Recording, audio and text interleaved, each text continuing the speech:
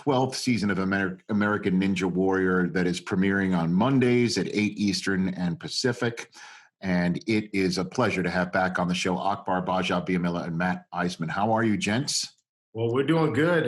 It's another season. We're super happy that we're able to pull it off. We almost thought we weren't going to be able to do it, but NBC did an amazing job pulling this thing off.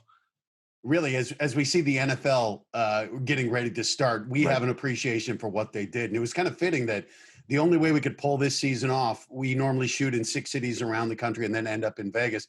We went to St. Louis. We did it all in about 2 weeks. We shot at the Dome at America Center, which is where the Rams used to play. So, Rich, you know it. You know the space. 80,000-seat dome, completely empty. And no one in the crowd, no one on the sidelines. And Akbar and I kept talking about this. You'd think it would have felt empty, but the energy, I think everyone was so grateful to be out of their homes, and they knew how fortunate we were to be able to do this thing that we love in the midst of the pandemic, that the energy actually was crazy. It was crazy good. We were all excited to be there, and we knew what it meant to be there during this. Yeah, and then also too, implementing the virtual experience, being able to pipe in the friends and family via, the virtual experience and having them there to cheer them on.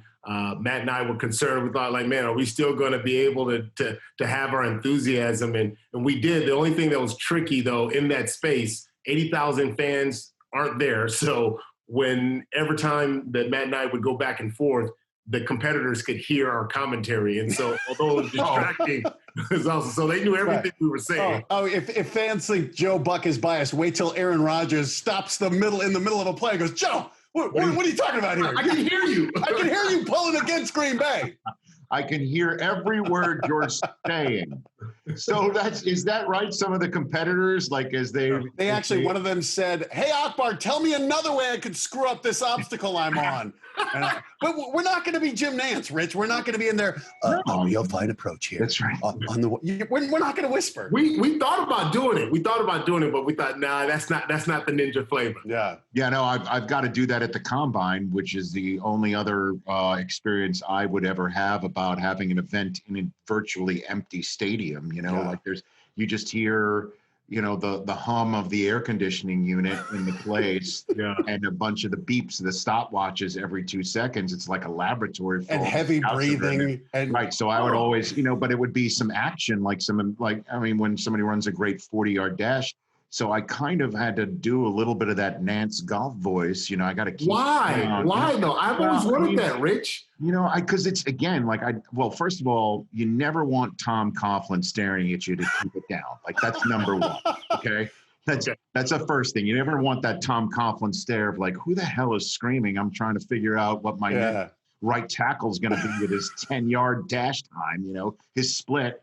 And it's just, I don't know, there's kind of like a Zen quality to it. But obviously your action does not lend to anything but the way that you we had a lot of discussions. We ended up putting a little bit of crowd noise in. And some of it was the actual friends and family cheering. But there were two reasons we did it. One was Akbar and I, when we're going, we're very loud. But for us, it was actually helpful to have that crowd noise because it helps kind of guide our energy as well. But I think also for the ninjas, and it's something that, I've been watching sports, and Rich, I'd be interested to hear your take on it. And Akbar, you too.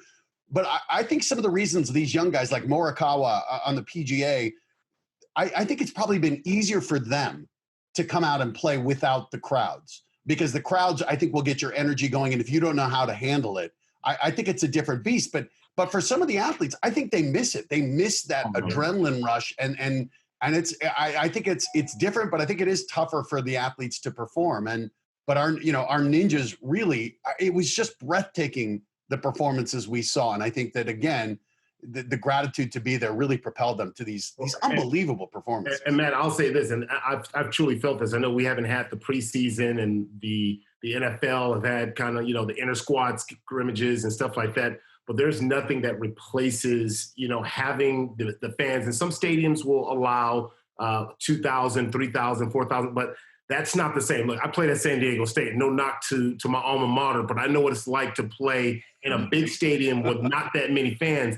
And when you make a big play, you're so intoxicated by the energy, and you're so used to that. And when you don't have that, I mean, it can bring the level down. I mean, and so learning how to manage the expectations of the crowd and the atmosphere is going to be another obstacle, I think, for a lot of these athletes, because none of them have really probably played unless they played at a small school. Those are probably going to be the only athletes who can make the quick adjustment. Hey, you watched all the way to the end. Thanks for that. Watch more right here.